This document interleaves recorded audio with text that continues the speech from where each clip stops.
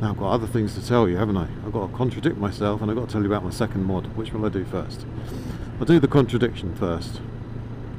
So a minute or a few minutes ago I said about almost everything, it does everything pretty well and so on, comfortable, all the rest of it, I can keep up with cars, blah blah blah. Okay, the slight lie, because even though I didn't really get a really decent run on the Tiger, because it was getting a little dark and I didn't have much time, and I was in Watford, and by the time I got onto any kind of decent roads I was only had like a mile or two to give it a bit of a push, and I didn't push it that hard because, you know, didn't want to. It's alone. Get any problems with that, I'm in big problems. But I did want to have a ride, so I had a lovely ride on it, and it went really well. I used the acronym PDQ, pretty damn quick. It was really nice. That's the difference. I'm in third now, doing 30. I pull my hand back. I can yeah, get up to speed, no problem at all. But I'll feel it going, and that's part of the fun of this bike, that you do feel it. You feel the energy, and that is actually the fun part of this bike. On the Tiger, I could probably be in second and not even realise it. That I'm doing 35. I could pull my arm towards me, twist back a little, squeeze on, and I'm up. You know, I'm at national speed limit without much thinking about it, and I haven't really felt it in the same way. I felt the rush, but I haven't really felt the effort, because it's more effortless. It's not effortless completely, and it would be boring if it was. Oh, we're getting a little first little fasty road now. Good. Yeah, so that was one of the differences. Now, quick one, because then I need to get onto my second mod, and I might just have to concentrate here for a second because I've got nationals. Yay! I've got a few cars out, so probably not so much fun. Anyway, okay, the second day, so the day after I went on the Tiger, I thought, alright, I can invest in this bike a little more. Next job, heated hand grips. So I thought, alright, go down to my local stockist. I've had a look online, I know what they cost online, I know the kind of ones that I want. I'll go down there and see what they can do for me. If they can match the price, maybe they can fit them. Maybe I should have thought, oh, I can fit them myself. Probably about time I started to do some stuff like that, but you know, I'm sure I could. There's absolutely no doubt that I could do it. But I thought, let me just see what they'll do it for. Plus I've got a couple of other little electrical things I want doing, so I thought, let me ask them if they can do it. I need some relays put in order to run things without draining the battery and so on. So anyhow, I go down there and they're busy. And I thought, oh, am I going to wait here? I thought, oh, do you know what, I'll come back. I'll nip across the road, because they've got like a sister shop. This is down in Ruislip, HGB, where the Honda got the Honda from. But across the road is Daytona. That's their sister shop. They sell Kawasaki's. Now I've also been having a look online at some of the Kawasaki's.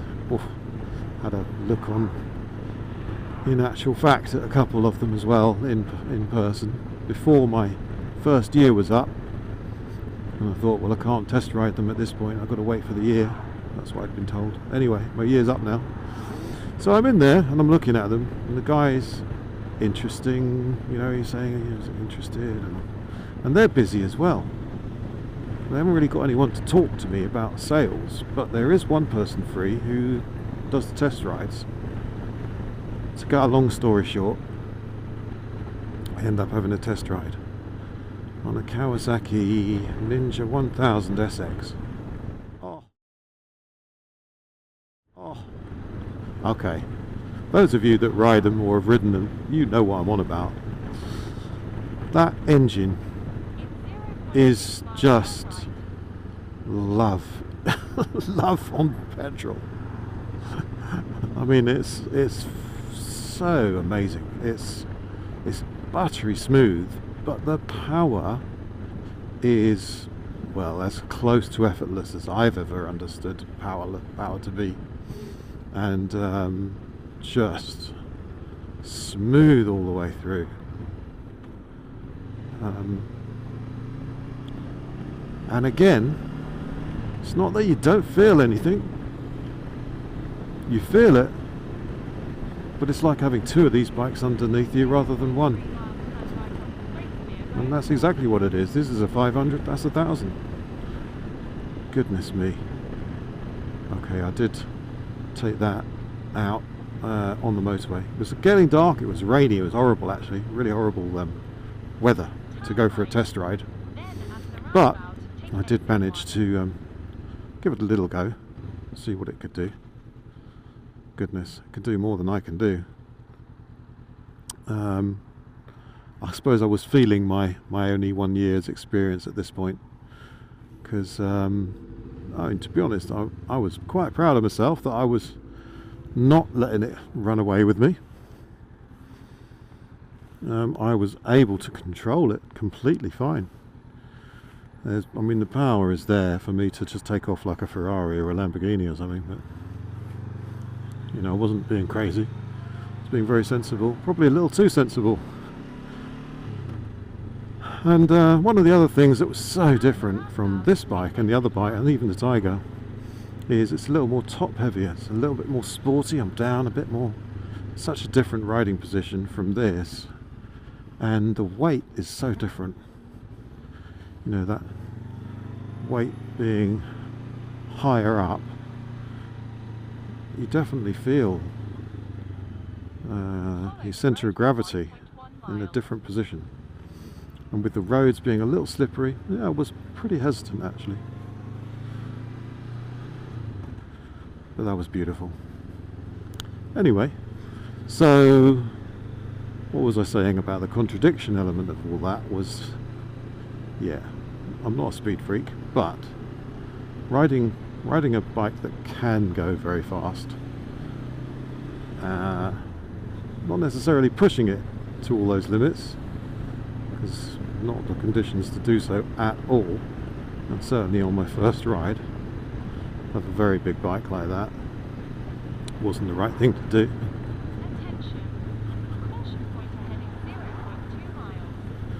So but yeah, it was very nice. I loved it, but didn't love it probably quite as much overall as the Tiger. Or maybe, and this might be a very weird thing to say, maybe even not even as much as this little 500, which I can really just, I can pull the lever, I can pull that accelerator, I can twist it all the way back if I really want to. And it's really, if I was to do that on that Kawasaki, I would land in the middle of this van in front of me in less than a second probably, or on my back, because even at this speed, 30, I reckon if I pulled it all the way back I'd be wheeling. I reckon I would. So much power. And fun though I'm sure that is, especially if you're probably 20 years or 30 years younger than I am now, I get just as much fun from tootling along at this speed. I'm only doing 33, but I'm enjoying myself. I can feel it, I'm connected, I'm having fun. I can still smoothly kind of wiggle around.